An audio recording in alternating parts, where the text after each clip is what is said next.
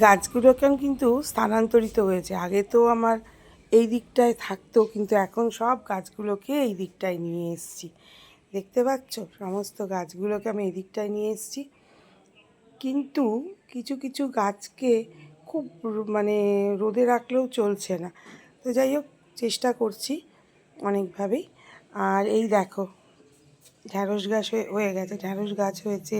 সেদিন অফিসে গেছিলাম, এই গাছগুলো নিয়ে এসেছিলাম। এই গাছগুলো কি বলতে পারবে? ওরা বলল কি 9টার সময় ফোটে না কি, কিন্তু কিছুই তো বুঝতে পারছি না। এরকম অবস্থায় নিয়ে এসেছিলাম অফিস থেকে আসার সময়। আর এইখানে তো মা লাগিয়ে ফেলেছে পেয়ারা গাছটাকে। সবেদা গাছটার প্রত্যেকটা পাতা ঝরে যাচ্ছে, জানি না পরে গিয়ে কি হবে। এই জবা গাছটাও আমি অফিস থেকে আসার সময় নিয়ে এসেছি।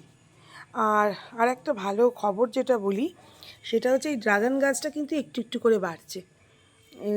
সময় লাগবে, বছর দেড়েক মতন হতে লাগে। আর মোটামুটি সব গাছগুলোই তো আছে, লেগে গেছে। কিছু গাছ মা আবার নিচেও শিফট করেছে।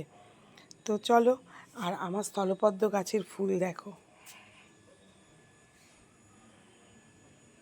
দেখেছো?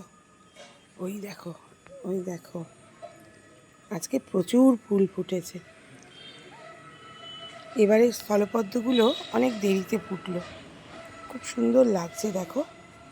আর এটা তো একদম হাতের কাছে।